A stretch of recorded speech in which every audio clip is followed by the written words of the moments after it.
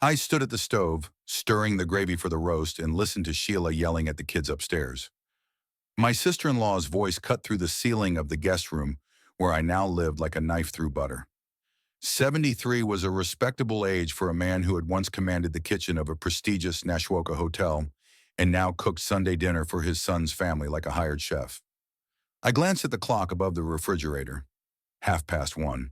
In half an hour, they'd be down to the table. Curtis with a newspaper in his hands, Sheila with a disgruntled face, the kids with unwashed hands.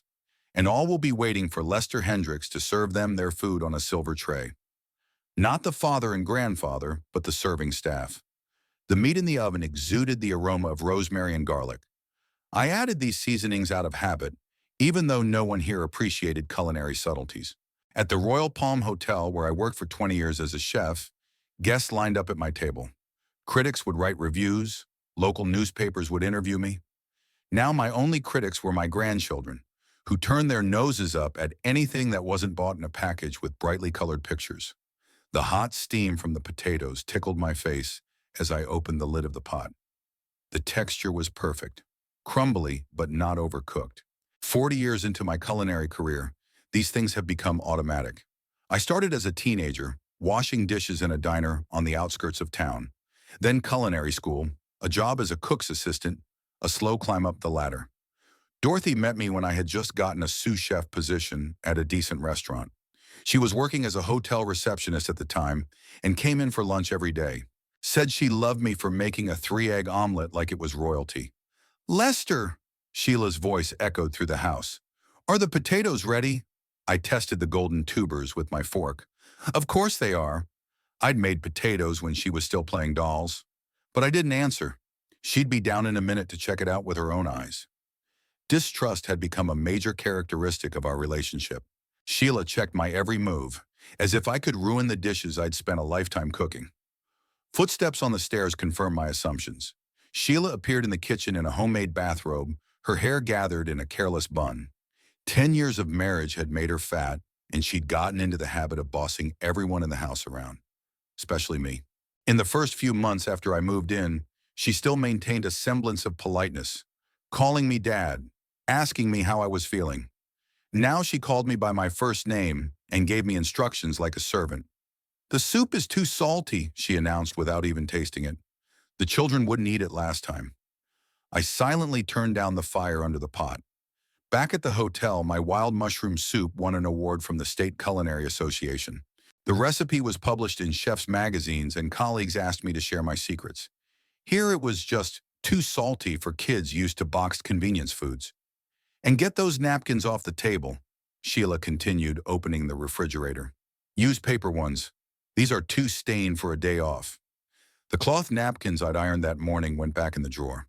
They were replaced by cheap paper ones with cartoon characters on them. Royal Palm even had linen napkins for the staff breakfast. "The presentation of a dish is half its flavor," said my first mentor, French chef Lucien Dubois. But here, brightly colored pictures on disposable dishes were considered presentation.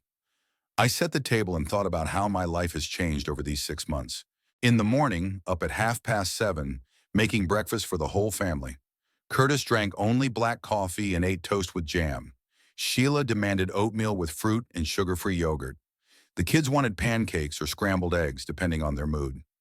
After breakfast, it was kitchen cleanup, dishes, lunch prep. Then laundry, ironing, grocery shopping. In the evening, again, cooking dinner and washing dishes. Day after day, no weekends or holidays. In the guest room, I had a narrow bed, an old dresser, and a chair that Sheila was going to throw away. On the dresser was a picture of Dorothy, the only thing I'd taken from my old life when the bank tellers put our stuff on the sidewalk. The rest had to be left behind or sold for next to nothing. 40 years of life together fit into 2 suitcases and a box of photos. Curtis came down last, as always. My son looked like a tired man in his 45. His job at the insurance company sucked the juices out of him, but paid enough to support a house, 2 cars, and loans. He nodded at me as he made his way to the table, which was about the maximum amount of socializing I could expect. Curtis had once been an inquisitive boy who helped me in the kitchen. I taught him how to chop vegetables, explained why different spices were needed, showed him how to determine if meat was ready without a thermometer. He listened attentively, asked questions, and dreamed of becoming a chef like his father.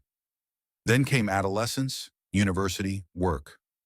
Cooking turned into a childhood hobby, which he had to get rid of for the sake of a serious career. "Daddy, where's the ketchup?" 10-year-old Matey asked, sitting down on a chair. "You don't need ketchup on a roast," I said, setting the meat on the table. "Beef medallions and a wine sauce with herbs, a dish that would have cost $50 a serving in a restaurant. The meat melted in your mouth, the sauce had a complex, layered flavor.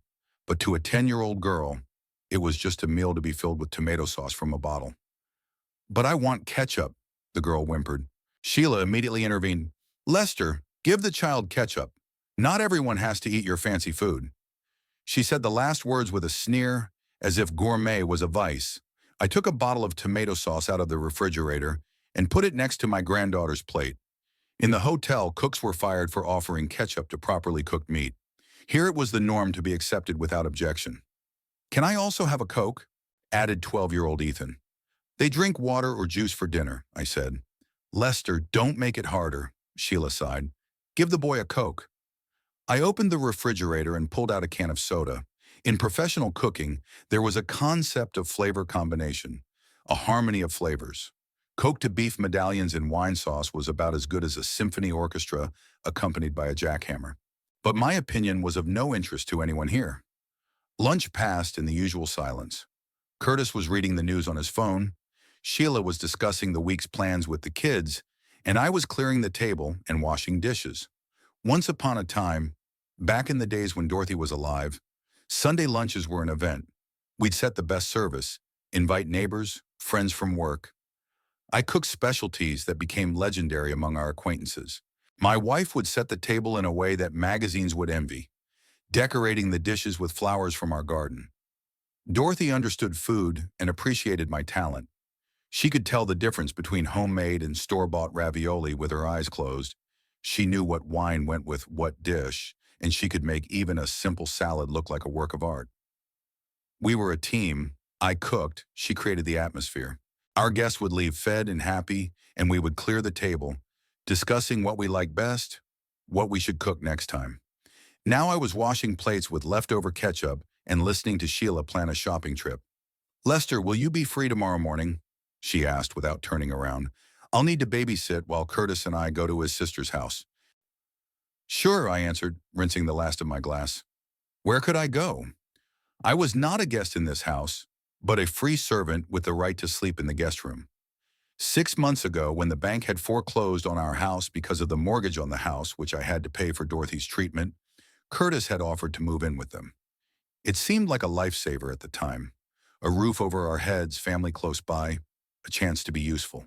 Now I realized that usefulness was the only reason for the invitation. Dorothy's illness lasted 2 years. At first, the doctors spoke of a temporary ailment. Then the diagnosis became more and more serious. Chemotherapy, surgeries, experimental drugs, all cost money, a lot of money. Our health insurance only covered a third of the costs. The rest we had to pay out of our own pockets. First, we spent our savings. Then we sold the car. Then we mortgaged the house. I remember the day I realized I had no more money. Dorothy was lying in a hospital room, hooked up to IVs, and I was sitting in the hallway with a pile of bills in my hands. There was nothing left to sell, my credit was maxed out, and friends and acquaintances were already helping in any way they could. There was another surgery ahead of me that cost as much as a small house. "That's enough," Dorothy said when I told her the situation. "Lester, that's enough. I was tired of fighting, but I couldn't stop. I kept looking for money, borrowing, pawning the last of it. When she died on a frosty February morning, I was left alone with debts that exceeded the value of everything we owned. The bank gave me 3 months to pay off the mortgage. I couldn't find that amount. The house went under the hammer for half the market value. In the evening, after the kids had gone to bed and Curtis and Sheila were watching the show in the living room, I sat in my little room and leafed through old photographs. Here I am in my white chef's hat next to the governor of the state who visited our hotel. Here's the chef team after receiving the prestigious Golden Chef Award. Here's me and Dorothy at the opening of the restaurant wing. She in an evening gown, me in a tuxedo, both proud and happy. 30 years of professional career, 20 years as a chef, hundreds of satisfied guests, dozens of awards. Articles in culinary magazines, television interviews, master classes for young chefs. And here is the result: a guest room in my son's house, where I am tolerated in exchange for domestic duties. Laughter could be heard from the television behind the wall. Sheila was saying something to Curtis, and he was answering in a monosyllabic voice. The usual family idyll in which there was no room for me.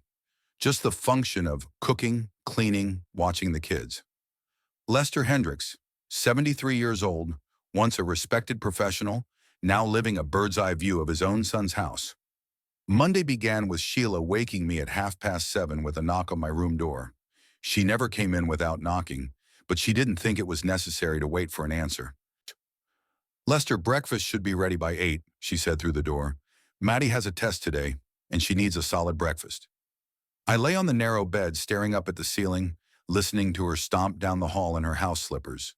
10 minutes to finally wake up, shower, and go down to the kitchen.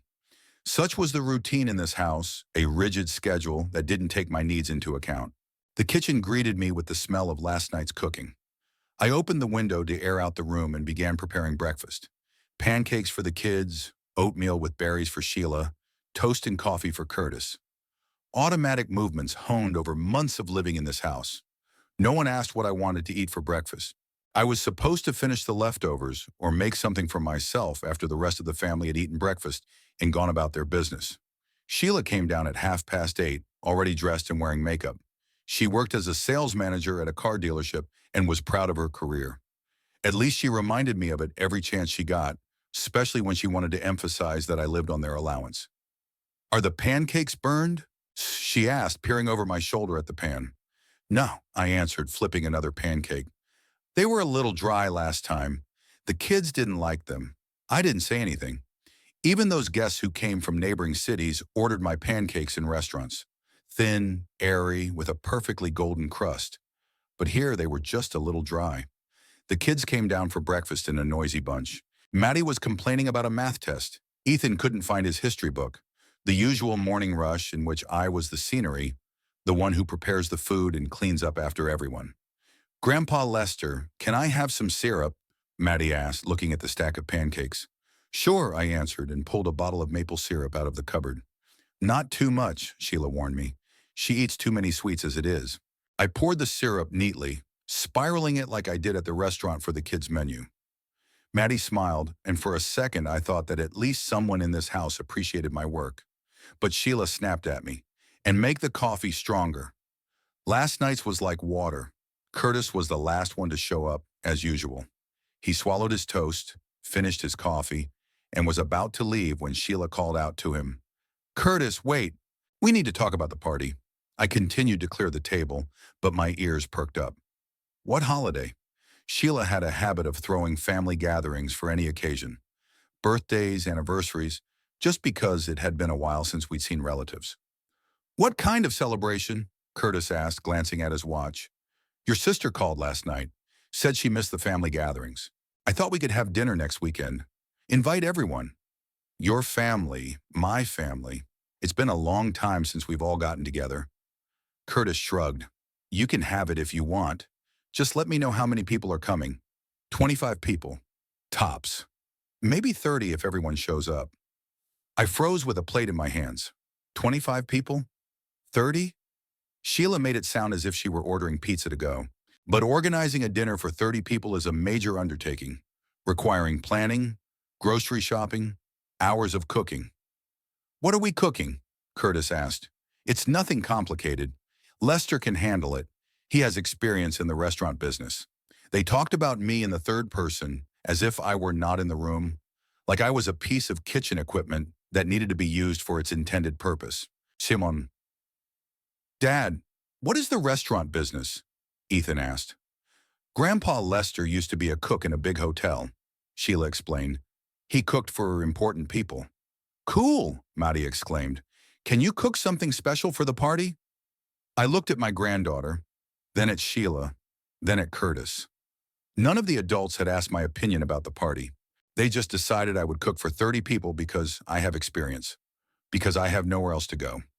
"Lester can cook really good food," Sheila told the children. "Right, Lester?" "Yes," I said. "I do." Good. All right then, it's a deal. Sunday, lunch at 2 o'clock. Curtis nodded and headed out. The kids finished their breakfast and ran off to get ready for school. I stayed in the kitchen with Sheila, who was already making plans for the party. We'll have to make a menu, she said, pulling out a notebook. Something simple but hearty, something that's big enough for everyone and not too expensive. Simple but hearty for 30 people. In a restaurant, a whole team of cooks would serve such an order. But here I had to do it alone, because I have experience. How about pilaf? Sheila suggested. Chiarawinon, or roast potatoes. Something that could be cooked in large portions.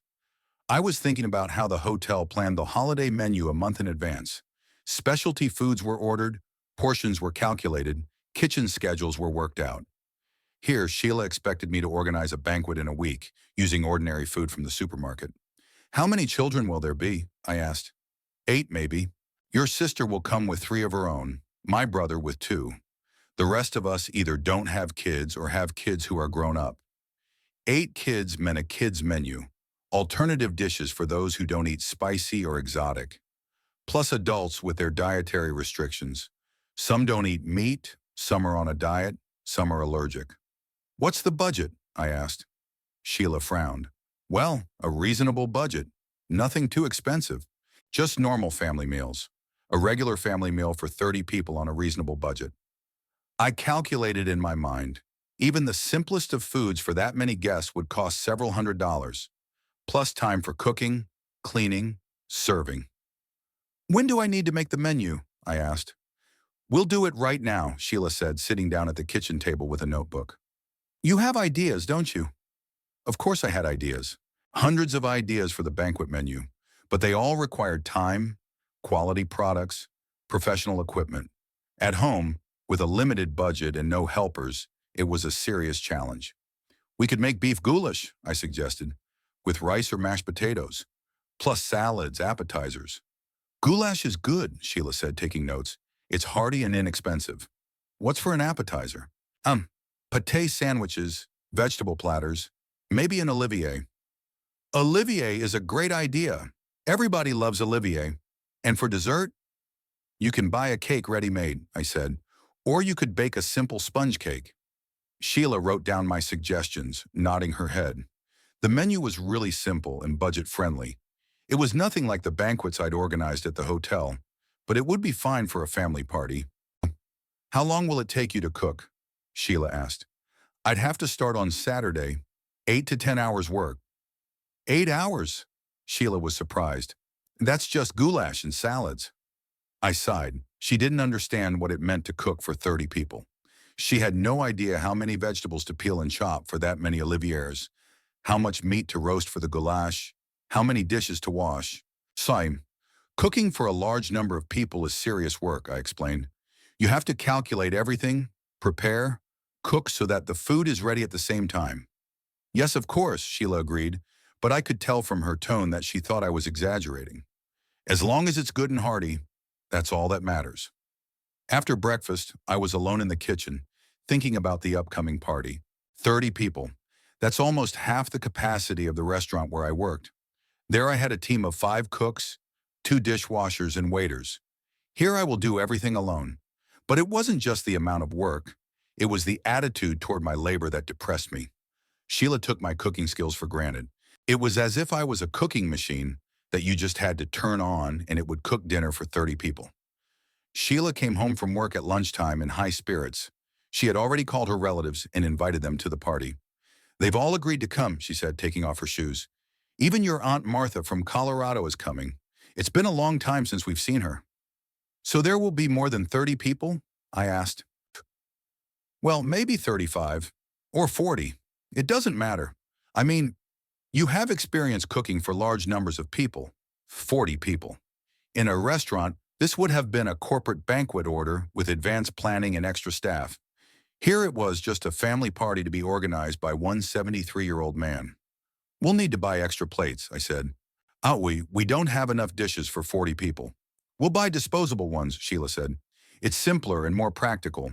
Disposable dishes for a family party. The hotel even used china for the staff picnic. But here practicality was more important than presentation. That evening, when Curtis returned from work, Sheila enthusiastically told him the plans for the party. He listened, nodding, occasionally inserting brief comments. No one asked me if I was ready to take on such a job, if I had the strength, if I needed help. Could Lester do it alone? Curtis finally asked.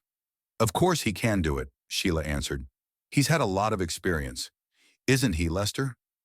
They were talking about me in the third person again, even though I was sitting here at the dining room table. I nodded because they didn't expect me to say anything else. Yes, I have a lot of experience. Yes, I can do it. Because there is no alternative. That night, lying on the bed in the guest room, I thought about my life. 6 months ago, I was still the master of my own home, a husband with a say in family matters. Now I was free labor, used as needed. Making breakfast, watching the kids, organizing banquets were all part of my default duties. Thursday morning, Sheila handed me a grocery list and $500 in cash. Try to stay within that amount, she said as I buttoned my jacket.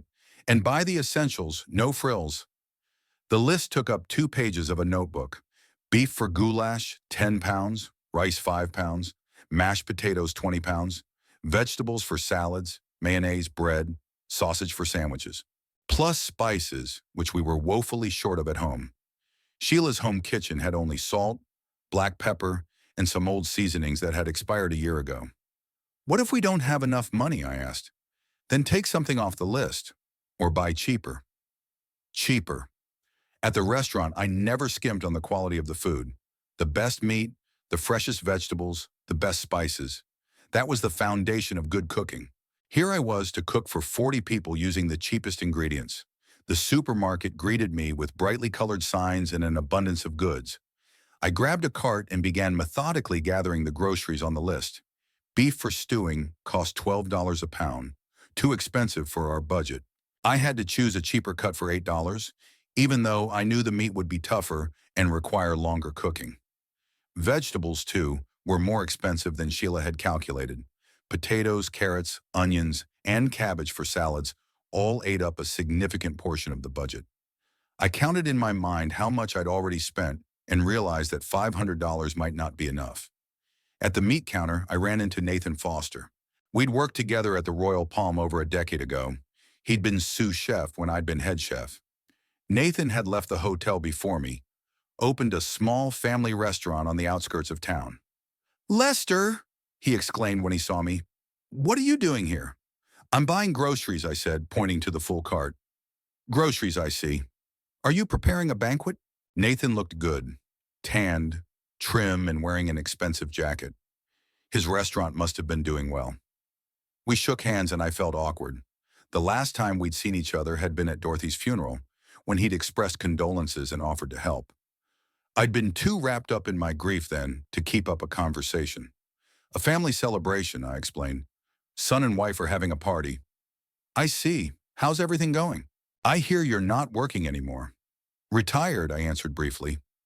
Nathan nodded, but I could see curiosity in his eyes. In the culinary circles in Nashwoka, everyone knew each other, and my sudden retirement from the profession would surely be discussed. "Hey, how would you like a part-time job?" He suddenly suggested it. "I'm in need of an experienced cook for a few shifts a week. My assistant is on sick leave, and there are a lot of orders." I looked at him in surprise. A job offer was the last thing I expected to hear at the supermarket on a Thursday morning.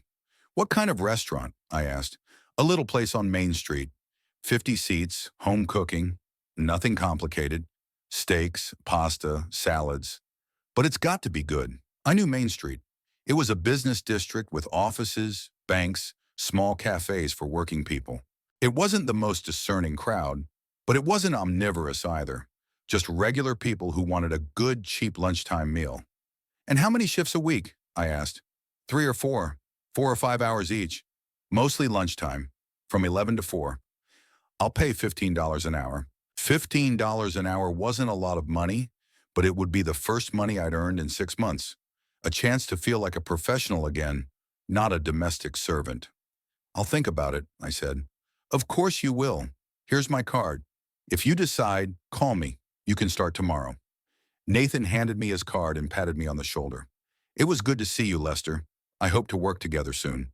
He went to the cash register with his small basket, and I stood at the meat counter with his card in my hand.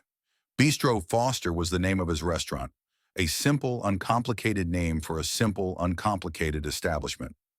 I slipped the card into my pocket and continued shopping.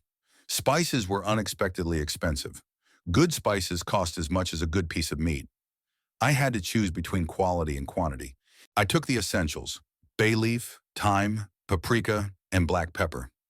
The rest could be substituted with what I had at home or skipped altogether. By the end of shopping, my cart was full to the brim, and the money spent was approaching $500. I hadn't bought half of what I wanted: quality olive oil, good tomatoes for salad, fresh herbs. I had to make do with cheap analogs and hope that experience would help make a decent meal out of mediocre produce. At the checkout counter, I got $492.37. I gave the cashier $500 and got change, $7.63. Sheila would be pleased. I had come in under budget. At home, I put the purchases in the refrigerator and pantry, figuring out a cooking plan. The meat needed to be sliced and started marinating today. The vegetables for the salads could be prepared Saturday morning. The goulash would be better prepared on Saturday night so that it would infuse overnight. The flavor would only improve. I took Nathan's business card out of my pocket and looked at it carefully. Foster's Bistro. Address, phone number, business hours. Nothing special, just a regular card from a regular restaurant.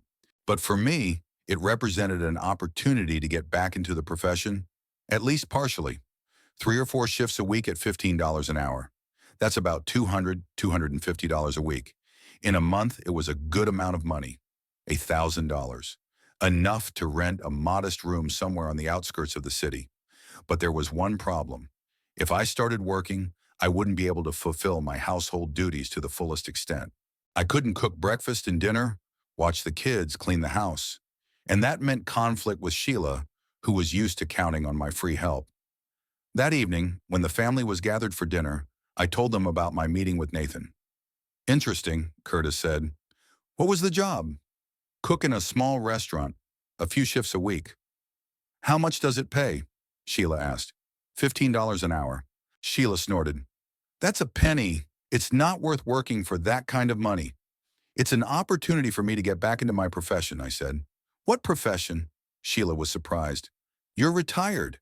And besides, who will cook at home if you go to work? And so it began. Sheila didn't mind my working in principle, but she was concerned about the effect it would have on the household.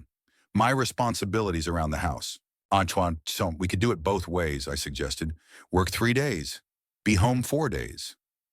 What if you have to cook a banquet like this weekend? Sheila asked. You wouldn't be able to combine restaurant and home duties. I'll be home this weekend, I assured her. Sheila paused, thinking about the situation. I could see her weighing the pros and cons. On the one hand, my salary would be an extra income for the family, albeit a small one. On the other hand, she'd have to make her own breakfasts and dinners on the days I worked. And the children? She asked. Who will pick them up from school? They're big enough to get home on their own, Curtis answered. But someone has to be home when they come home. Make sure they do their homework. Don't do anything stupid. I understood her concerns.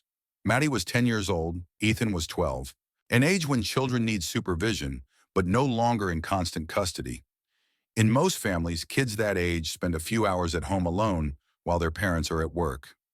They'll be fine, I said, especially since I'll only be working until 4 o'clock. I'll be home by the time they get home from school. We'll see, Sheila said uncertainly. After dinner, I helped the kids with their homework and cleaned up the kitchen. Sheila and Curtis were watching the news in the living room and discussing plans for the weekend. I heard scraps of their conversation, something about getting the house ready for guests, about buying extra chairs.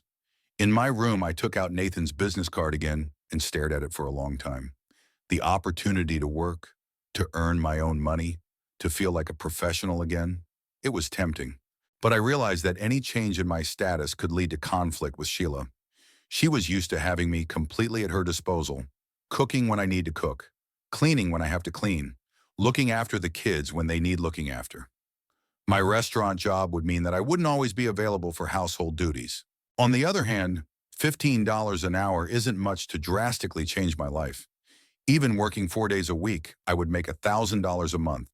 That would be enough to rent a room, a simple meal, the bare necessities, but not enough for a full-time independent life. I went to bed thinking about the upcoming holiday. Tomorrow I had to start preparations, marinating the meat, making a final cooking plan. 40 people is a serious challenge for one cook, even an experienced one. In a restaurant, I would have brought in assistants, distributed responsibilities, made a clear schedule. Here I have to rely only on myself. I also thought about Nathan's card, which was on the bedside table. Foster's Bistro, a chance to get back to doing what I did best, cooking food for people. Not for the family that takes my work for granted, but for the customers who pay for quality and service. Sunday morning started at 7:30. I had been awake for an hour, lying in bed and mentally going through the entire cooking plan. 42 people. The exact number of guests had been determined only last night when Sheila had finished calling relatives. 42 people for whom I had to prepare a full meal.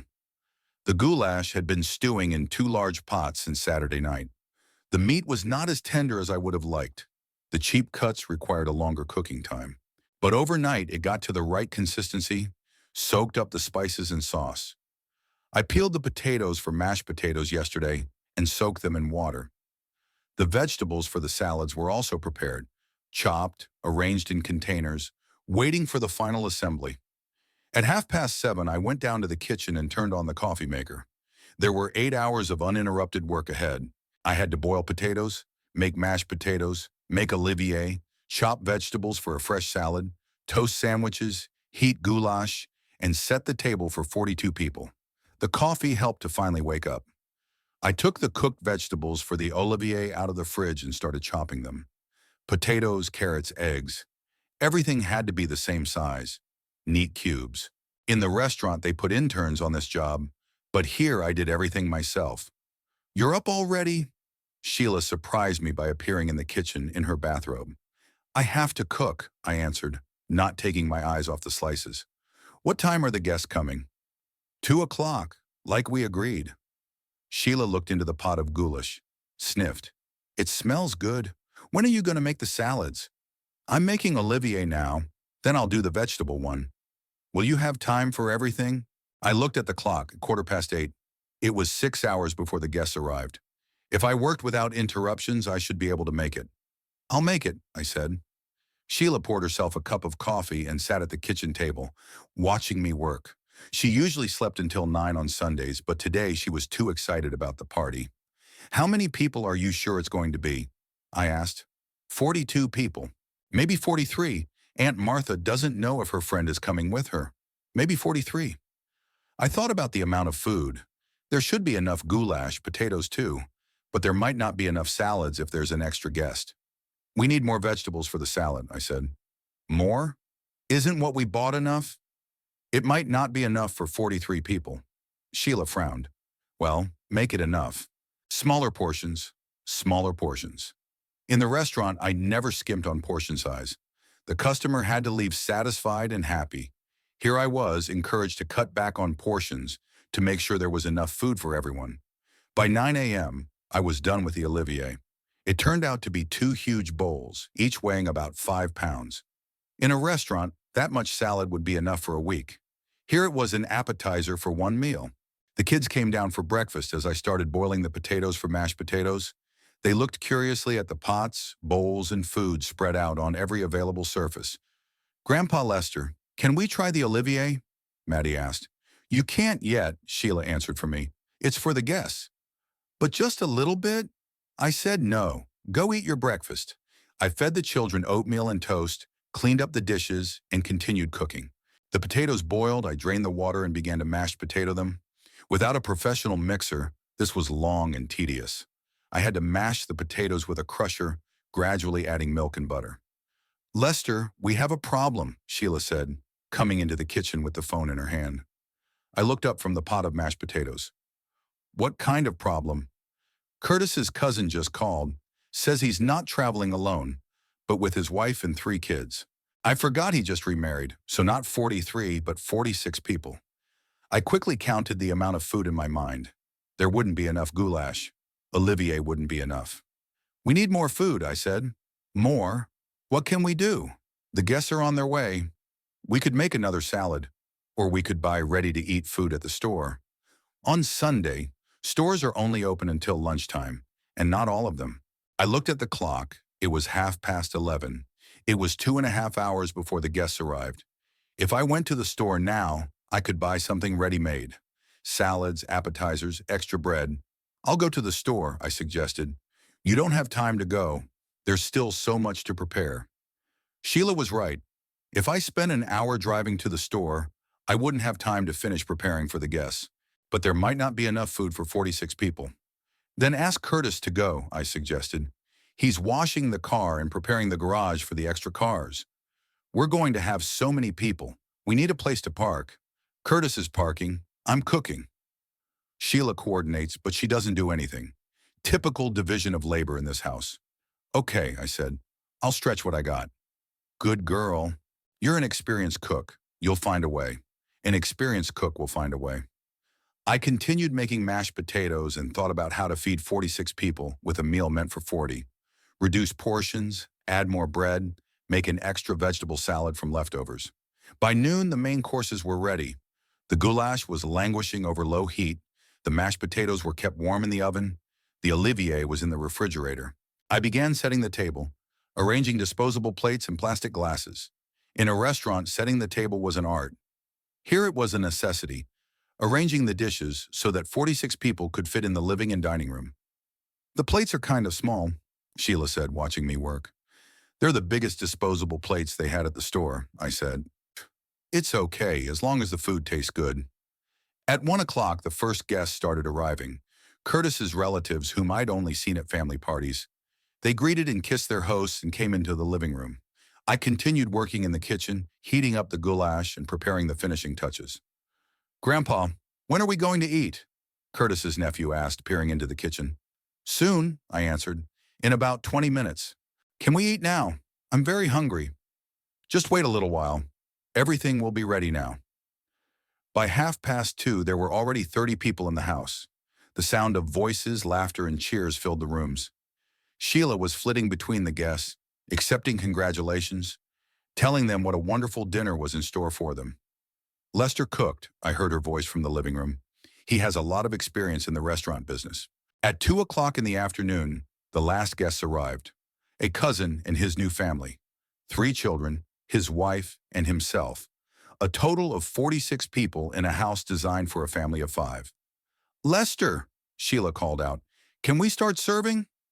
I checked all the dishes again. The goulash was hot, the mashed potatoes were airy, the salads were fresh, the bread was sliced, the drinks were chilled. Everything was ready to be served. You may, I shouted back. Great, Sharihi. Sheila clapped her hands, attracting the attention of the guests. Dear relatives, dinner is ready. Lester has prepared a wonderful goulash and salads for us. Please come to the table. The guests reached for the set tables. I began to arrange the food on plates, a portion of goulash with mashed potatoes, a spoonful of olivier, some vegetable salad. The portions were really small, but there should be enough for everyone. Will there be any extras? Asked one of the guests who had already emptied his plate. Of course, Sheila answered. Lester, give Uncle Robert a refill. I gave Uncle Robert another portion of goulash. Then another guest asked for more. Then another. The food was running out faster than I expected. Lester, Sheila came up to me when half the guests had eaten. Is there any more goulash? There's some left, I answered, peering into the pot. And the olivier, and we're a little bit too. But not everyone has eaten yet. I looked at the line of guests standing with empty plates. Indeed, 15 people were still waiting for their portion. There was only enough food for 10 people at most. We should make the portions smaller, I said. Smaller? But they're already small. Otherwise, there wouldn't be enough for everyone. Sheila frowned. She hadn't expected that there wouldn't be enough food for all the guests. In her plans, everything had to be perfect. Lots of delicious food, satisfied relatives, a successful family party. What a nonsense, she grumbled. Was it hard to get the quantities right? It wasn't hard to calculate. I cooked for 40 people, and 46 showed up. Plus a lot of people asked for extras, which wasn't included in the original calculations. The number of guests increased, I reminded you. So what? You're an experienced chef. You should have seen it coming. I should have seen it coming. In a restaurant, when the number of guests increased, they ordered extra food or limited the number of seats. Here, I was expected to do the miracle of feeding 46 people with food meant for 40. I continued to spread out the food, making the portions smaller and smaller. By the end of the line, the plates contained a rather symbolic amount of goulash and a spoonful of Olivier. The last guest got mostly bread and butter. Lester, Sheila came up again when the last guest had taken a plate. When are you going to serve dessert? Dessert. I bought 2 cakes from the store as originally planned. That would be enough for 40 people. 46 is doubtful. I'll get it right away, I said. I took the cakes out of the refrigerator and started cutting them. The slices were thin, but there should be enough for everyone. The main thing was to make sure that each guest got a piece. What small slices? One of the guests remarked. There's plenty for everyone, Sheila said with a strained smile. By 4 o'clock, most of the guests had begun to leave. They thanked the guests for their hospitality, praised the food, and promised to invite them back. Sheila accepted the compliments and pretended that everything had gone according to plan. A wonderful dinner, said Aunt Martha, saying goodbye. Tell the cook I said thank you. I will, Sheila promised. When the last guest left, I began to clear the tables. Mountains of dirty disposable dishes, leftover food, and spilled drinks were the usual consequences of a big feast. In the restaurant, the dishwashers did that. Here it was my job. So, are you happy with the feast? Curtis asked, coming into the kitchen. In general, yes, Sheila replied. There could have been more food, though. There was enough food, I said, putting the plates in the trash bag. Enough? People were asking for more, and there was nothing to give, because more people came than planned. So what? A good cook has to anticipate these situations. A good cook has to make provisions. I threw away another stack of plates and continued cleaning up. 8 hours of cooking, 46 fed guests, a successful feast, but it wasn't enough. I should have anticipated more people coming. I should have prepared more food with the same amount of food. And anyway, Lester, Sheila continued, wiping the table, we need to talk about your responsibilities here. What duties? Well, chores, cooking, cleaning, watching the kids. I stopped and looked at her. There was something new in her tone, harder, more demanding. What exactly do you want to talk about? You see, lately I've been getting the feeling that you've been treating your household chores a little sloppy. Like today, for example, there wasn't enough food. There wasn't enough food because there were more guests than planned, and you should have seen that coming. You're a professional. A professional. That word came out of her mouth like an accusation. A professional was supposed to work miracles, to cook from nothing, to anticipate any change of plans. Besides, Sheila continued, you're not just a guest here. You live in our house, use our facilities, eat our food, our house, our amenities. I listened and understood what she was getting at.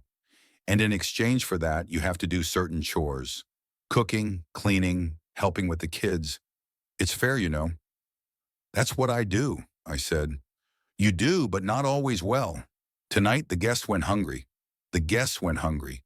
46 people ate a hot, home-cooked meal, but it wasn't enough. They had to eat their fill, get extras, leave with full bellies. You see, Lester, Sheila sat across from me at the kitchen table. You have to understand your position here. We took you in when you had nowhere else to go. We put a roof over your head, fed you, clothed you, shelter, gave you a roof, feed you, and clothe you.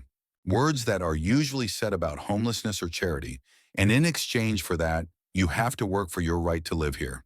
Cook well, clean well, look after the kids responsibly, work for your right to live here. That's it right there. Not helping your family, not contributing to the community. Earn it, like an employee, like a servant. I realize this may be new to you, Sheila continued. You used to be the boss in the kitchen, bossing people around. Now you have to get used to a new role. A new role. The role of a man who's working for his right to exist in his son's house. But that's fair, isn't it? Sheila looked at me expectantly. You get room and board, and in return, you do chores around the house. Fair enough. 73 years of my life, 40 years of my professional career, raising my son, losing my wife, losing my home, and in the end, I have to work for the right to live in my own child's house. I silently took off the apron I'd been wearing all day, and laid it on the kitchen table. The movement was calm, deliberate. No theatricality, no emotion. Just a tired man taking off his work clothes. "Lester, what are you doing?" Sheila wondered. I didn't answer. I went to the stove, turned off all the burners, even though nothing was cooking on them. Then I turned off the oven. Then I wiped my hands with a kitchen towel and hung it on the hook. "Lester, we're talking." I walked past her without looking away. I went up the stairs to my room. I got out of the closet an old suitcase I hadn't opened in 6 months. Started putting his things in it. Some clothes, some books, a picture of Dorothy. Daddy, what's going on?" I heard Curtis's voice outside the door. "I don't know," Sheila answered. "We were just discussing chores, and all of a sudden he took off his apron and left. I kept packing. There wasn't much to pack, it all fit into one suitcase. A life that once took up an entire house now fit into a small valise. In my jacket pocket was Nathan Foster's business card. I pulled out my cell phone and dialed the number. "Nathan, it's Lester Hendricks. Is your job offer still valid?" "Of course it is," Nathan answered after a moment of surprise. "Why? I thought you weren't going to work." "Circumstances have changed," I said, standing at the window of my former room and looking at the street. "When can I start?" "Tomorrow. I've got the lunch shift tomorrow, 11 to 4. Can you handle it?" "I can handle it." "Good. Come by at 10 in the morning. I'll show you the kitchen, introduce you to the others." "Do you remember the address?" "I do." "I'll see you then, Lester." "Glad you made up your mind." I put the phone away and zipped up my suitcase. Muffled voices could be heard outside the door. Sheila was explaining something to Curtis, and he was asking short questions. The children had apparently been sent to their rooms, away from the family squabbles. As I walked down the stairs with my suitcase in my hand, Curtis and Sheila were waiting for me in the hall. Both of them looked confused. They hadn't expected this turn of events. "Dad, where are you going?" Curtis asked. "To look for a place to live," I said, setting my suitcase by the door. "What kind of a place?" "You live here." "I don't anymore." Curtis looked at his wife, then at me. "Why such drastic decisions? Sheila says you were just discussing household chores." "We were discussing my responsibilities to work out my right to live in your house," I said. "I thought about it and decided I didn't want to work out anything." "Dad, don't be so dramatic," Sheila tried to intervene. "I didn't mean to hurt your feelings. I was just explaining how our family works." "I understood, and I've decided there's no place for me in your family." Curtis was silent, digesting the situation. He had always avoided conflict, preferring to let problems be resolved without his involvement. But now the conflict was about his father, and there was no way to avoid it. "Why don't we sit down and talk quietly?" he suggested. "What's there to talk about? Everything's been said." "But where are you going to go? You don't have a house or money. I'll find both." I took my suitcase and headed for the exit. Sheila blocked my way. "Lester, you're acting like a child. You drop everything and walk out because of one bad conversation." "I'm not leaving because of a conversation. I'm leaving because I've realized my place in this house." "And what is your place?" "A free servant who has to work for his right to exist." "I didn't say that." "Yes, you did. In different words, but the meaning is the same." Curtis sighed and stepped away from the door. "If you choose to leave, I won't hold you back. But know that the doors of our home are always open to you. Always open. As long as I cook, clean, and earn my right to live here." "Thank you," I said, and stepped out onto the porch. The evening air was cool and fresh. I took a deep breath and felt something akin to relief. 6 months in this house was over. The unknown was ahead, but it seemed better than the humiliation and the constant reminder of my dependent status. I didn't have a car. It had to be sold during Dorothy's illness. I had to call a cab and wait by the roadside with my suitcase in my hand. The neighbors who were watering their lawns and walking their dogs cast curious glances. Lester Hendricks standing by the roadside with his suitcase. What else is there to talk about at dinner? The cab arrived 20 minutes later. The driver, a man in his 50s with a tired face, helped load the suitcase into the trunk. "Where are we going?" he asked. "Downtown. Main Street."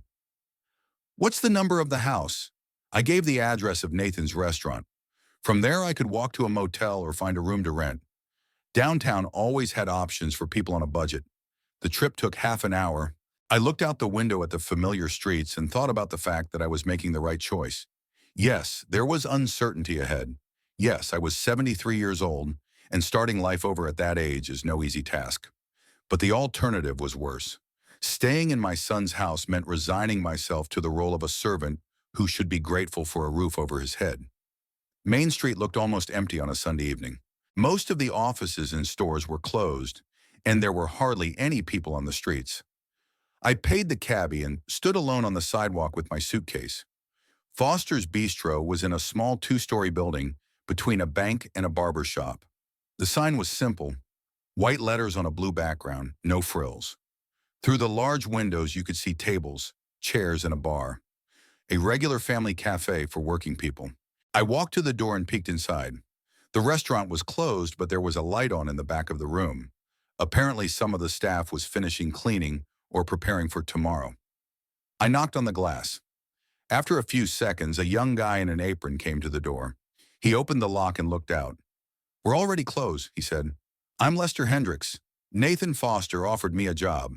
"Oh, you're the new cook. Come on in." "Nathan is in his office. I'll call him."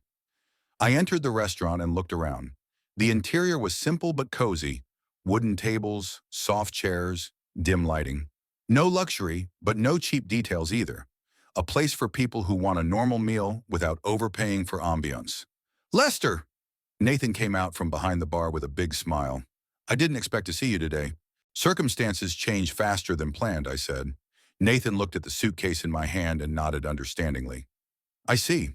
Family problems?" "Something like that." "Well, now you are free and you can start working right away. Can you find a place to live?" "I'm looking."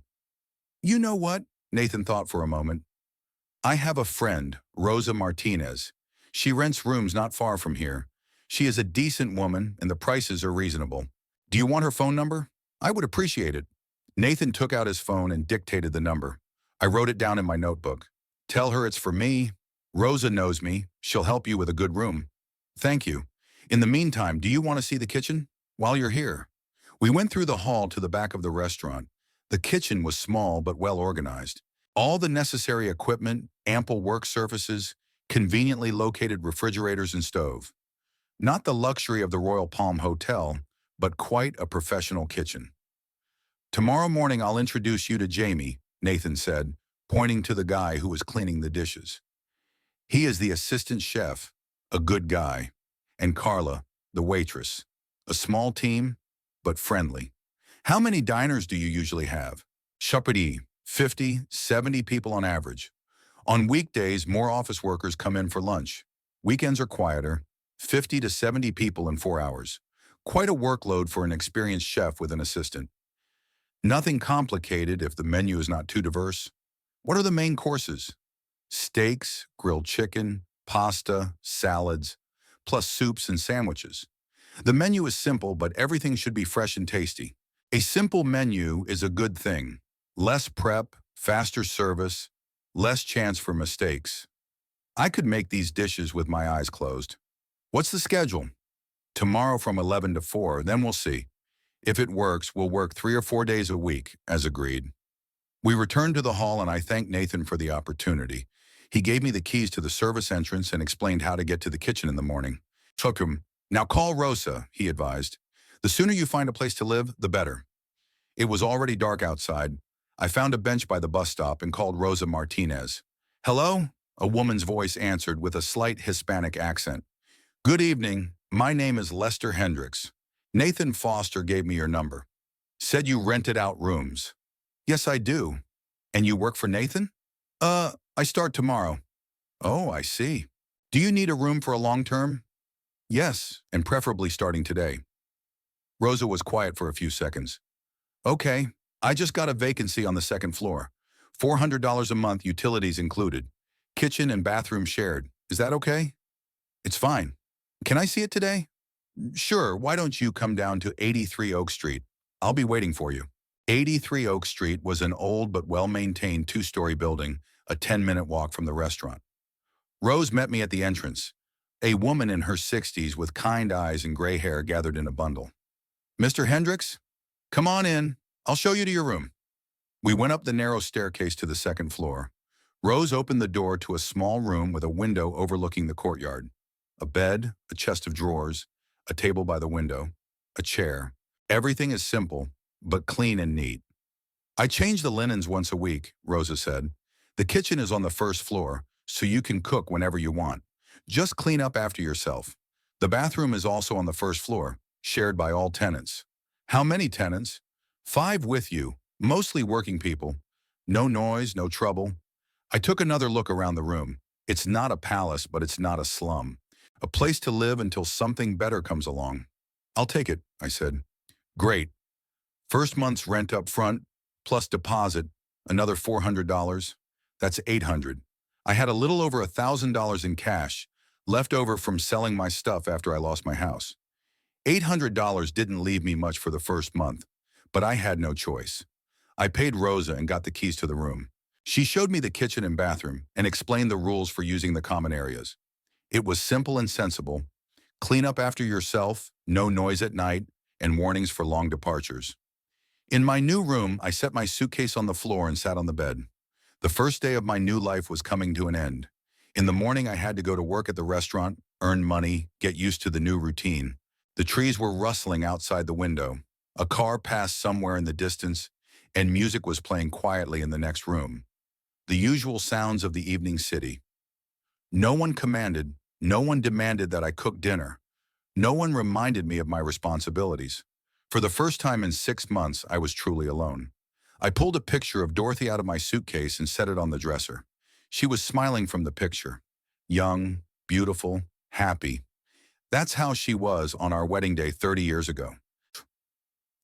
Well, Dorothy, I said aloud, let's start a new chapter. The picture was silent, but it seemed to me that my wife would have approved of what I was doing. She had always said that dignity was more important than comfort, that it was better to live modestly but proudly than luxuriously but in humiliation. Today, I finally followed her advice. I organized my things in the dresser, hung my jacket in the small closet, put my toiletries on the shelf. The new house was ready. Tomorrow began a new job, a new life. At 73, it wasn't easy, but it was possible. At 11 in the evening, I went to bed. There was music playing quietly behind the wall, and someone passed in the hallway to the bathroom. The sounds of a dormitory are not the most comfortable for a person accustomed to a separate home, but they were the sounds of freedom. No one reminded me that I had to work for my right to exist. I had paid for the room and had every right to live in it. Sunday began for Sheila with panic. She woke up at 7:30, and for the first few seconds, she couldn't understand what was wrong. Then she remembered last night's scandal, Lester's departure, and the realization came over her like a cold wave. Today was supposed to be the big family party.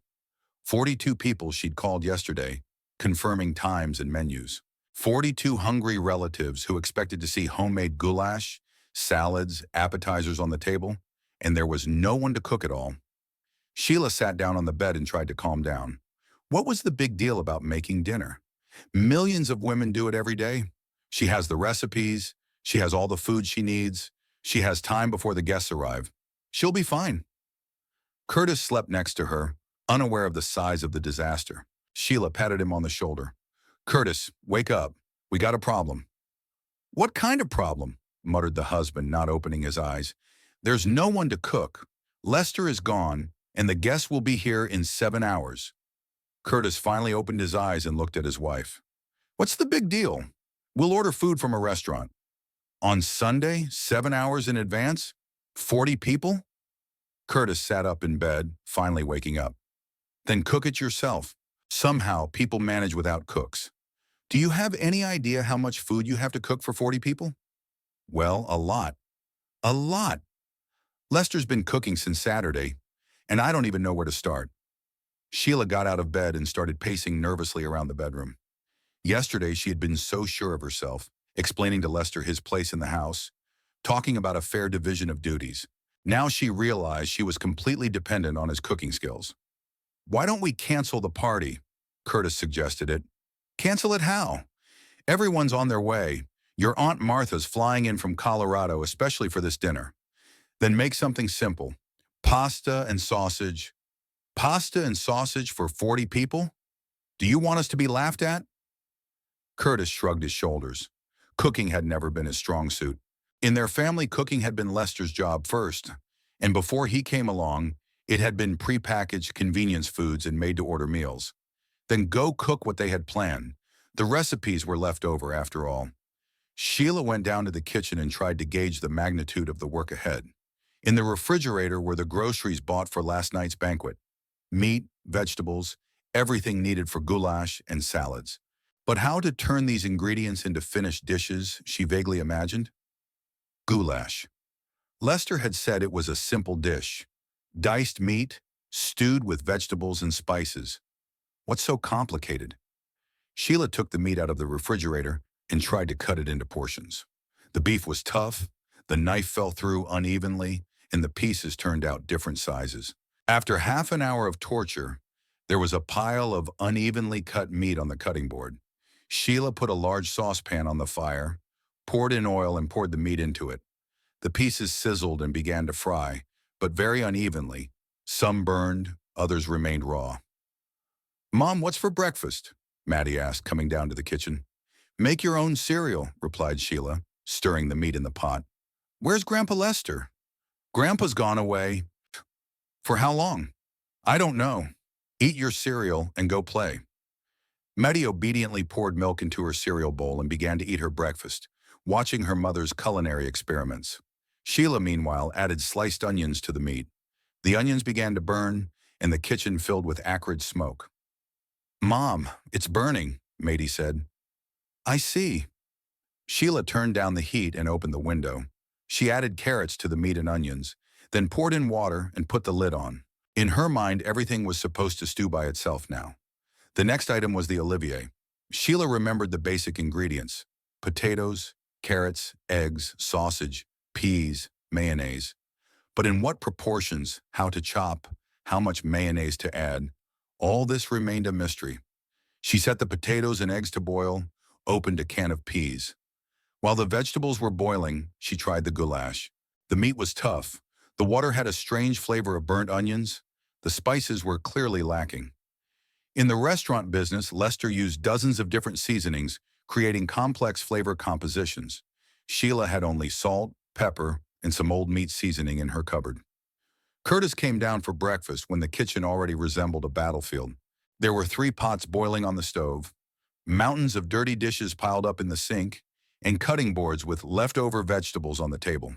"How's it going?" he asked, pouring coffee. "Not good," Sheila answered honestly. "Nothing's working out." Curtis looked into the pot of goulash and wrinkled his nose. "Are you sure it's edible?" "I don't know, I hope so." "Why don't we try ordering food somewhere?" "Where? On a Sunday, 6 hours in advance? For 40 people? Curtis pulled out his cell phone and started calling restaurants. Most were closed on Sundays. The ones that were open couldn't take a large order on such short notice. The best they offered was pizza or Chinese takeout. "A pizza for 40 people would cost a fortune," Sheila said. "What else is there to do?" "Cook it yourself." Sheila continued her struggle with cooking. The eggs overcooked and fell apart when peeled. The potatoes, on the other hand, remained soggy in the middle. The carrots turned out soft and hard. When she tried to dice everything the same size, half of the vegetables turned to mush. The Olivier didn't look like it did in the restaurant, but like a strange mixture of different colored pieces of different sizes. Sheila added mayonnaise, stirred, tasted it. It didn't taste great, but it was edible. At 1:30, the first guests began to arrive. Uncle Robert and his wife, Curtis's cousin and her children, old family friends. They came into the house saying hello, wondering how things were going, where the table was set. "The table isn't set yet," Sheila said as she greeted the next group of relatives. "The food is almost ready, about 20 minutes. 20 minutes turned into an hour. The guests sat in the living room, drinking tea, snacking on cookies, and waiting for the promised dinner. The children were getting cranky with hunger. The adults were looking at their watches. "Sheila, why don't you give us a hand?" Curtis's sister suggested. No, it's under control," Sheila assured him, though there was no control at all. The goulash was still tough, despite 2 hours of stewing. The mashed potatoes were lumpy and unpalatable. The vegetable salad looked dismal. Wilted leaves, unevenly sliced tomatoes, too much dressing. At 2 o'clock in the afternoon, when the guest's patience was running out, Sheila decided to serve what she had gotten. She arranged the plates of food on the table and invited everyone to the table. "Dear relatives," she announced in a trembling voice, "dinner is ready. Please come to the table." The guests reached for the set table with polite smiles and wary glances. Experienced family diners immediately realized something was wrong. The food didn't look the way it usually did when Lester was cooking. The first people who tasted the goulash nodded politely and moved on to the salads. The meat was really tough. The dressing was watery and tasteless. Olivier resembled a vegetable porridge rather than a classic salad. The mashed potatoes were cold and lumpy. "Very interesting flavor," said Aunt Martha, trying to chew a piece of beef. "Where's Lester?" Uncle Robert asked. "Onegi, is he sick?" "Lester, he had some business to attend to," answered Sheila uncertainly. "It's a pity. He was such a good cook." The children refused to eat the goulash after the first spoonful. The adults pretended the food was fine, but their plates remained full. Some switched to bread and butter. Others asked for more tea instead of the main course. "Why don't we order a pizza?" quietly suggested one of the guests. "Let's do it," several people agreed. Curtis volunteered to order food for everyone. An hour later, couriers arrived with pizza, Chinese food, sandwiches from the nearest cafe. The guests were finally able to eat normally, but the atmosphere of the holiday was hopelessly spoiled. "Next time, you'd better order ready-made food right away," one of the relatives advised, saying goodbye. "Tell Lester we miss him," another added. "What happened to him?" Aunt Martha persisted. "Is he sick?" Sheila mumbled something unintelligible about family circumstances and temporary difficulties. By evening, all the guests had gone away, leaving behind the uneaten home-cooked food and a lot of boxes of customized food. "That was quite a party," Curtis said, clearing the table. "Don't tell me," Sheila sighed. She looked at the pot of inedible goulash and realized she'd made a mistake. Yesterday, she had thought cooking was easy, that anyone could handle home cooking. Today, she was convinced that Lester's professional skills were not just the ability to boil and fry, but real skill. "We should apologize to Dad," Curtis said. "What's there to apologize for? It's not like we kicked him out, but we didn't keep him." Sheila silently cleaned up the remains of the festive table.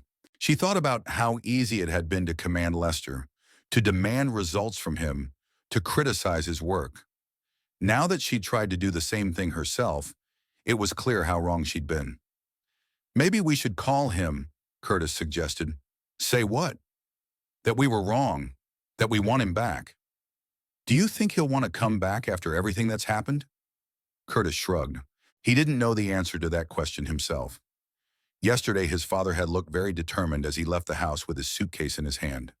In the evening, when the children had gone to bed and the kitchen had finally been cleaned, Sheila sat at the kitchen table and thought about what had happened. The party had failed, the relatives had been left disgruntled, the family's reputation had suffered, all because of her desire to put Lester in his place, to explain to him his role in the house. She pulled out her phone to call her father-in-law, but still couldn't dial the number. What to say? How to explain that she was wrong? How to ask to come back after talking about working off the right to live in the house? The phone remained lying on the table, and Sheila never called. Pride wouldn't let her admit the mistake, but in her heart she knew that without Lester, their family life would be much more difficult. Monday began at 6:30 in the morning. I woke up to an unaccustomed silence. No one yelling at the kids upstairs, no cabinet doors slamming in the kitchen, no demands to make breakfast. Just a quiet morning in a rented room where I could afford to lie down for an extra 10 minutes. But habit was stronger. At 6 in the morning, I was already sitting on my bed, fully awake and ready for a new day. The first day at my new job in 6 months. Shower, shave, clean shirt. I prepared for my restaurant job as thoroughly as I had once prepared for my shift at the Royal Palm Hotel. A professional chef has to look the part, even if he's working in a small family bistro. At 10:30, I was already on Main Street. It was an hour before my appointment time, but I decided to walk around the neighborhood to explore the surroundings of my new workplace. Office buildings, small stores, cafes for a quick breakfast, a typical business district of a provincial town. At exactly 10 o'clock in the morning, I knocked on the front door of Bistro Foster. Nathan, already in his chef's uniform, opened the door. "Right on time," he said approvingly. That's a good sign. Come in and meet the team. The kitchen looked even better in the daylight than it had last night. Clean, organized, with quality equipment. I felt a familiar excitement, the same excitement I felt 30 years ago, entering a professional kitchen for the first time. This is Jamie, my assistant. Nathan introduced the young man I had seen the day before. Jamie, meet Lester Hendricks, local culinary legend. Sir Return. Nice to meet you, Jamie said, extending his hand. Nathan has told me a lot about you. Jamie was a nice guy in his 20s, studying culinary arts at the local college. He had been working for Nathan for a year, knew the restaurant well, and knew how to operate the equipment. This is Carla. Nathan introduced the waitress, a woman in her 40s with a friendly smile. Welcome to our team, Carla said. I hope you will enjoy your stay with us. Nathan showed me the location of the products, explained the ordering system, and told me about the lunchtime specials. Most of the customers ordered simple dishes, steaks, pasta, salads. Nothing complicated, but everything had to be prepared quickly and efficiently. The lunch rush starts at 12:30, Nathan explained. The office workers come to eat between meetings. They don't have much time, so speed is critical. I see. What is the average serving time for hot food? We try to keep within 15 minutes. Salads and appetizers in 5 to 7 minutes. 15 minutes for a hot dish is a realistic time for an experienced chef. In the hotel, we had more rigid standards, but there in the kitchen was larger, and there was enough staff. At 11:30, the first customers arrived. A young couple ordered 2 salads and coffee. A simple order, which I managed in a few minutes. The salads turned out beautifully, well-dressed, with the right balance of ingredients. Well done, Nathan approved when Carla took the order away. By noon, the flow of customers had increased. Office workers, as Nathan had predicted, came in groups, ordered quick lunches, and hurried back to work. Pasta carbonara, chicken salad, steak and potatoes were standard dishes that I could prepare automatically. But even simple dishes have nuances. Pasta must be al dente, steak, fried exactly as the client asks, salad, beautifully served and properly dressed. The little things that distinguish professional cooking from home cooking. Lester works like clockwork, Carla remarked, taking another order. You can tell a professional, Jamie agreed. I could feel the old feeling coming back. Control over the process, confidence in my actions, the pleasure of a job well done. 6 months of home cooking had almost made me forget what it was like to be a real chef. At 1 o'clock in the afternoon, my phone rang. Curtis's name popped up on the screen. I dropped the call without taking my mind off making pasta for another order. Oh, personal calls? Nathan asked. Family problems, I answered briefly. Nathan nodded understandingly. Everyone in the restaurant business knew that personal matters took a back seat when working. The kitchen requires complete concentration. Curtis called back half an hour later. I didn't answer again. Then again. On the 4th call, I turned the phone off completely. Whatever had happened at my son's house could wait until the end of the day. No, son, order for 4, Carla announced, bringing a new check. 2 medium steaks, pasta bolognese, chicken Caesar. I took the steaks. Jamie took the pasta and salad. We worked in sync, wordlessly, each knowing his or her part of the process. In a good kitchen, the team works like an orchestra. Each musician knows his part, but all together they create harmony. The steaks are ready, I reported. Pasta too, Jamie said. Salad is ready. Carla took the plates and carried them into the hall. By 3:30, the flow of customers began to subside. Lunchtime was coming to an end, and the office workers were returning to their desks. We began to clean the kitchen, to prepare for the end of the shift. What were your impressions of the first day? Nathan asked me. Great, I answered honestly. It had been a long time since I had felt so good in the kitchen. And I haven't seen such professional work in a long time. You cook as if you had worked here all your life. The compliment was nice, but not unexpected. A good cook adapts to any kitchen in a few hours. It's not about the equipment or the menu, but about understanding the process, a sense of timing, and the ability to work as a team. At 4 o'clock in the afternoon, the shift was over. I took off my apron, washed my hands, tidied up my workplace. The first day at the new job was a success. Same time tomorrow? I checked with Nathan. Yes, and the day after tomorrow, too. Thursday is a day off, Friday we work again. I said goodbye to my colleagues and went outside. The daylight seemed brighter than usual after hours in the kitchen. I turned on my phone and saw 12 missed calls from Curtis and 3 text messages. Dad, call me, please. We need to talk. We want to apologize for yesterday. Can we meet? Dad, please pick up the phone. It's important. I read the messages and tucked my phone in my pocket. Yeah, they probably needed to talk, especially after they tried to organize last night's party on their own. I wonder how the dinner went for 40 people without a cook. But I'm not ready for a conversation right now. The day had gone too well. It was too nice to feel like a professional again. I didn't want to spoil the mood by finding out about my relationship with my family. I reached Rosa's house and went up to my room. The small space greeted me with peace and quiet. No one demanded dinner. No one asked me to watch the kids. No one reminded me of my responsibilities. Just a room in which I could relax after work. I sat down at the window and looked out at the street. People were coming home after a day's work. Kids were playing in their yard. Somewhere was cooking dinner. The normal life of an ordinary neighborhood. I was a part of this life, but not dependent on someone else's whims and demands. In the communal kitchen, I made myself a simple dinner, an omelet with vegetables, toast, tea.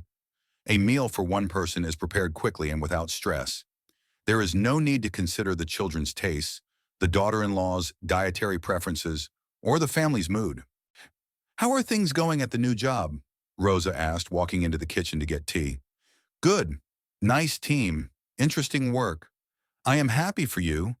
Nathan is a good man. He has a great restaurant. Yes, I've already seen that. Rosa made tea and sat at the table across from me. How's your family? They don't bother you? They call. But I'm not ready to talk yet. I understand. Sometimes you need time to cool off and think. Wise woman. She didn't ask for advice. She didn't try to find out the details of my marital problems. She just stated the fact that sometimes you need time. In the evening, I sat in my room and thought about the day. 4 hours in a professional kitchen reminded me of who I really am. Not a domestic servant who has to work off the right to exist, but an experienced chef with 40 years of experience. The customers of the restaurant received quality food and were satisfied. Nathan was pleased with my work. Jamie and Carla took me on as a team. In one day, I made $60, not a lot, but it was my own money. The phone rang again. Curtis was trying to reach me for the 13th time that day. I looked at the screen and muted it. Tomorrow, maybe I'd be ready to talk. Today, I just wanted to savor the feeling of professional accomplishment. Outside the window, the streetlights turned on. Monday was coming to an end.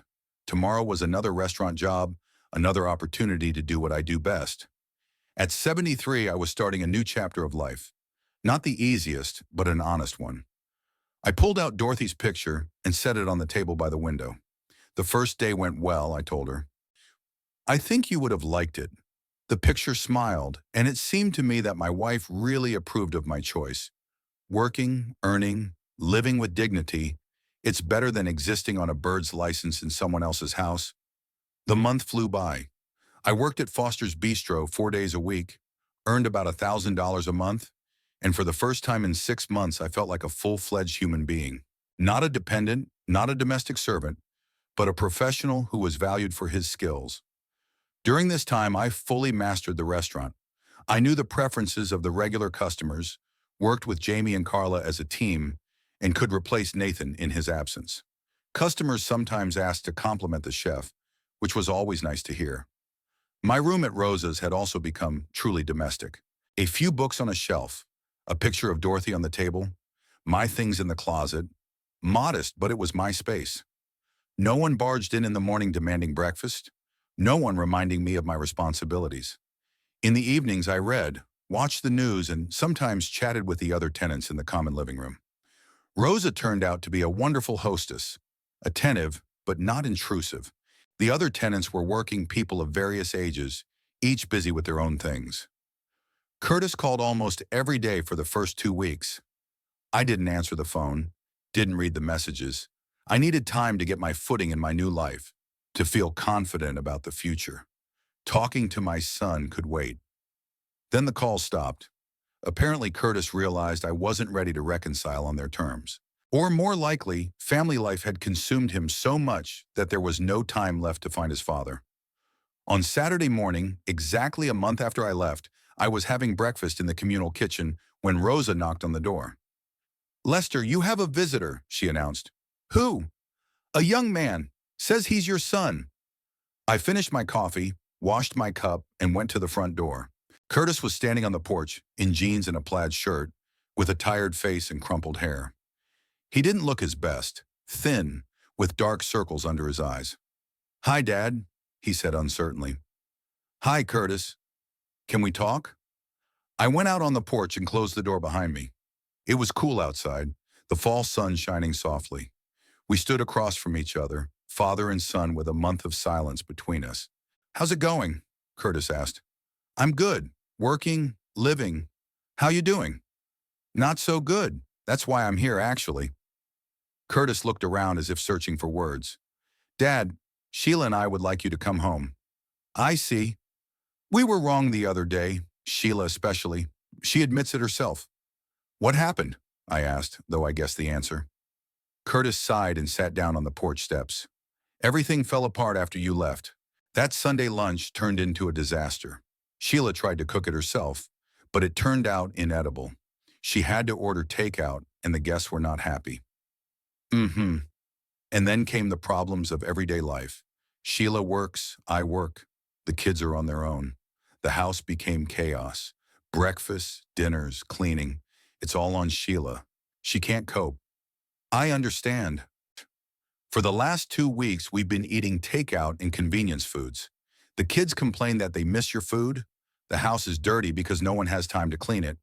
Sheila gets stressed out, takes it out on everyone." Curtis spoke while looking at the ground, clearly embarrassed at having to ask for help. "And yesterday, Maddie asked when Grandpa Lester was coming home, and I realized we made a mistake letting you go." "Sante." "You didn't let me go," I corrected. "I left on my own." "Yeah, but we didn't hold on. We didn't apologize right away. Didn't explain that we appreciated you." Curtis raised his head and looked at me. "Daddy, please come back. We miss you." I looked at my son and thought about how our roles had changed. A month ago, he had been silently supporting his wife as she explained to me my place in their home. Now he was asking to come back because without my help, their family life had become chaotic. "How does Sheila feel about this?" I asked. "She agrees. In fact, she asked me to find you and talk to you." "Asked me to apologize?" Curtis was quiet for a few seconds. "Yeah. She admits she was wrong. That she said too much about working extra hours and all that." "What changed? Besides the fact that she realized how much work I was doing?" "Shurinyui." "Well, we're willing to negotiate terms.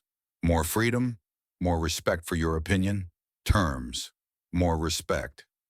Curtis spoke as if it were an employment contract, not a domestic relationship. "And what exactly is being offered?" "Separate entrance to the house if you want. Your own schedule, no one will demand to cook every day. He hesitated, a small salary. For helping out around the house. A housekeeping salary. Now they're willing to pay me for what a month ago they thought was my responsibility in exchange for accommodation." "How much?" $500 a month, plus room and board. I did the math in my head. I was making $1,000 a month at the restaurant, but I was spending $400 on lodging, another $200 or $300 on food and other expenses. That left a net balance of about $300. Curtis's offer was financially better. What am I supposed to do for this money? Cook dinners and Sunday lunches, watch the kids sometimes when we're busy, help with the cleaning. The same things I did for free, but now for money and with more freedom. It looked good on paper. "I need to think about it," I said. "Sure, take your time to answer." Curtis stood up from the steps and shook off his jeans. But you know we really want you back. The kids miss you. The house isn't the same without you. It's not the same without me. A month ago in this house, I was a servant who had to earn my keep. Now that they've tried to live without me, it's not the same." "I'll call you when I decide," I promised. "Good, but don't take too long, huh?" Sheila's on the verge of a nervous breakdown. Curtis headed toward the car parked by the road. I watched him get behind the wheel, start the engine, turn around. A minute later, the car disappeared around the corner, And I was left standing on the porch, thinking about what I'd heard. The offer was tempting from a practical point of view. More money, familiar surroundings, a chance to see my grandchildren. Plus the satisfaction of knowing that the family recognized my value and was willing to pay for my work. But there was another consideration. I spent a month in independence, earning with my own hands, living on my own schedule. No one bossed me around, reminded me of my responsibilities, or put conditions on me. It was priceless. I walked into the house and went up to my room. I sat down by the window and began to think. Outside the window, the trees were rustling, people were walking down the street, and life was going on as usual. A calm, measured life of a man who manages his own time. An hour later, I made a decision. I took out my cell phone and dialed Curtis' number. "Dad?" He answered after the first ring. "I've been thinking about your proposal." "E? Thanks, but I'll stay here." There was silence. "Dad, are you serious?" "Absolutely." "But why?" "I mean, we're willing to renegotiate. We're willing to pay money. And it's not about the money, Curtis." "What is it?" I looked at the picture of Dorothy on my desk, then at the view out the window. A peaceful street where no one demanded anything from me except what I was willing to give. In that, for the first time in 6 months, I felt like a person, not a function. But we're a family. Family is about being accepted for who you are. It's not about being told you have to work for your right to exist. "Dad," we apologized. We admitted we made a mistake. "I know, and I'm not holding a grudge. I just realized I want to live my life differently."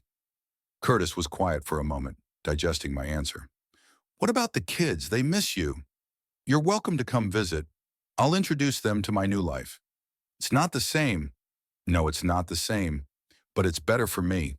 "Shurnafidim." "Dad, you can't live in a rented room at 73. "I can, and I do." "What if you get sick? If you need help?" "Then I'll get help. But for now, I'm doing fine on my own." I could hear Curtis sighing into the phone. My answer wasn't what he'd hoped for. "Okay," he said finally. "If that's what you decide, I won't insist. But just know that the door to our house is always open." "Thank you. And tell Sheila I mean no offense. I just chose a different path." "I will. And tell the kids that Grandpa loves them. But he's separated now. Tell them to come visit." "I will." We said goodbye and I put the phone away. The decision was final. No going back, no compromise. I chose independence, even if it cost more than material comfort. In the evening, I worked at the restaurant. It was Saturday evening shift until 9. A normal job, satisfied customers, a friendly team. After closing time, Nathan and I sat around the table, drinking tea and discussing plans for the next week. "By the way, Lester," Nathan said, "I'm thinking of expanding. Maybe we could open another room or start catering. Would that interest you?" "Tell me more about it." "Well, more work, more responsibility, and more salary, of course. More work, more money, new perspectives. At 73, I could still develop professionally." That was good news. I got home around 10 o'clock at night. I went up to my room, made some tea, and sat down by the window. The windows of the neighboring houses shone behind the glass. In each lived people with their problems and joys, plans and dreams. I took out a notebook and wrote a letter to my grandchildren. I told them about my new job, about the restaurant, about how I cooked for strangers who thanked me for the delicious food. I invited them to visit and promised to show them the kitchen of Bistro Foster if Nathan would let me. The letter was warm, without reproach or complaint. The children were not to blame for the adults' conflict. They deserved to keep a good relationship with their grandfather, even if he lived apart from the family. Sealing the envelope, I placed it on the table next to Dorothy's picture. "Do you think you did the right thing?" I asked the picture. Dorothy was smiling from the picture, and it seemed to me that she approved of my choice. She had once said, "It is better to be alone and happy than in company and miserable." Now I understood the depth of those words. Outside the window, the lights in the houses were gradually going out. People were going to bed, ending another day of their lives. Everyone had their own problems, their own victories, their own solutions.